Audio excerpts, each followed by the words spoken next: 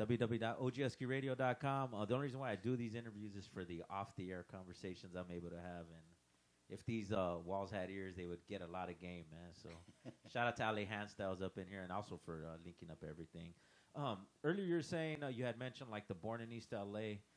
Just to kind of switch it up, what's the best weed strain that you prefer? You know, the cannabis cup. Once I found what that was, and the tangerine and all that kind of stuff, basically anything that's in front of me is great weed. You're not prejudiced. No, huh? I got to keep away from the vapes. The vapes are too good, but they. What about the dabs? You dabble in the dabs? Have you done that? No, not yet. Not yet. You know, don't. I just like. I read about it. I like a nice roll and all that, and now they're putting some keef powders on them. Yeah, those are sweet and all that. Otherwise, just a nice, simple rolled, joint and all that. We used to say, roll the skinny in the morning with a cup of coffee and all that. How often do you smoke? Every day. Yeah. Every day since I was 17. I'm 73 now. Do the numbers. It's a lot of math. Yeah. What's your go-to snack when you get the munchies? Go-to snack? Yeah. anything. Love quesadillas, That's an off-there joke. Anything.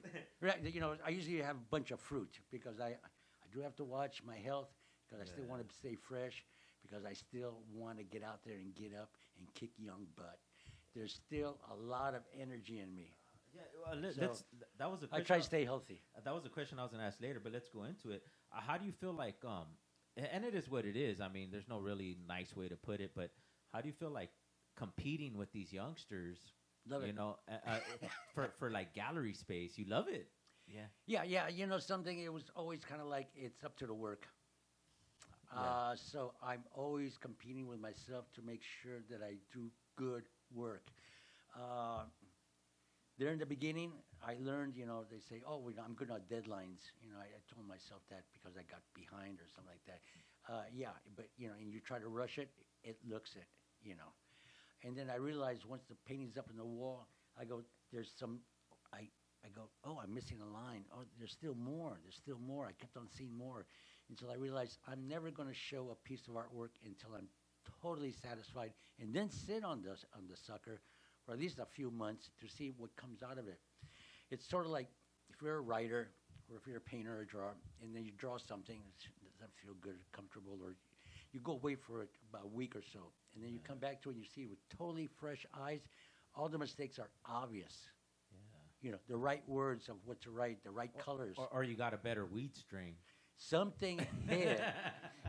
Something last night we were at that party, something hit, but it becomes really obvious. So you clean it up.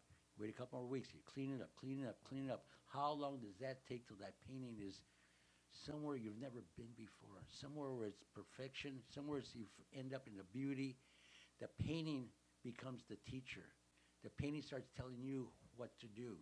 It tells you where's your subject matter. Put a light on that, brighter colors, the chorus, the background, this. Take it out or darken it. It kind of starts, the painting takes over. That's what I discovered later on in my years. That's why a painting will take me a year or 2 years. That's what I was. I don't care. That's what I was asking you now. Do you have canvases done, or do you do custom? Like, where are you at right now as far as? I only do my own work, my own idea, my own work. Okay. Unless I get commissions, and then I go, well, that's double, and if it's this side, that's double again, and only if I want to and if I have time, But I do pick up a lot of commercial jobs. Yeah, I wanted to ask you definitely about that. This Fool. On Hulu. I wasn't even gonna watch it. It did. I'm gonna be honest with you. It looked kind of cheesy. When I first saw it, but then when I saw the lettering, I'm like, nah, I gotta support this. And go check it out though. It is funny. It's hilarious. It totally I guess whatever promo they used, they didn't really sell it really good. Yeah. But if you get a chance, go on Hulu and watch it. I actually marathoned it and sat through the whole thing just because it was that good. Course, yeah. As I saw it first before I agreed. Oh wow! That I tell you, I do commercial work, either tattoos, fashion, jewelry, product designs, all that kind of stuff, because it's a challenge because I was challenged when I was doing movie posters, deadlines and things, but also it puts me in the realm of the street, not only cred, but the street art, street wear, and all that.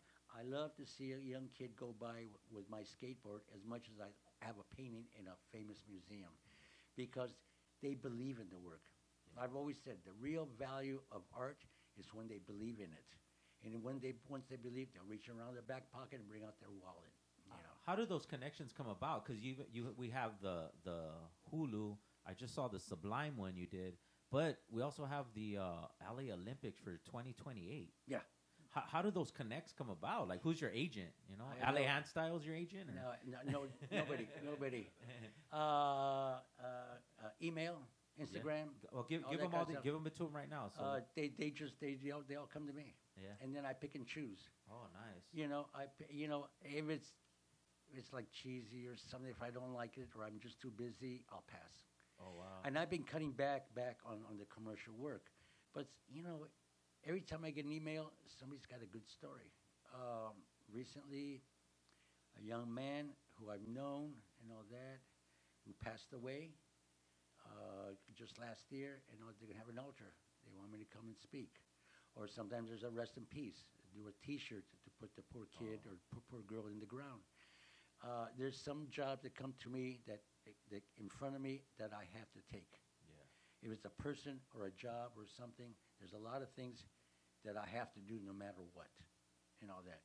And then I do my own work, my own private painting work that satisfies myself. So let's say like a gallery show. You have a gallery show, let's just say book next year in the summer. Yeah. Are you doing a specific theme, or is it just whatever you do from now till then? I don't do themes. Themes are for college or high school, Break it down. Yeah, I don't do that, because in some ways what I do, I try to do things that never been done before. With the graffiti, my culture, trying to say something, what's the next step in saying something important about our culture or what's going on in Los Angeles. What's the next step and all that. I try to envision that and then try to imagine it, and then I let the conversation describe the composition. What is that going to look like? Sometimes, a lot of times I'll do a painting and my wife was saying, "Oh boy, that's ugly. That's really, you slipped on this one." I go, no, it's a concept. There's something there I need to work out. And then later and all that, some of my worst pieces turn out into my best pieces. Wow. Because just working out that dialogue between, it becomes the teacher, back and forth dialogue.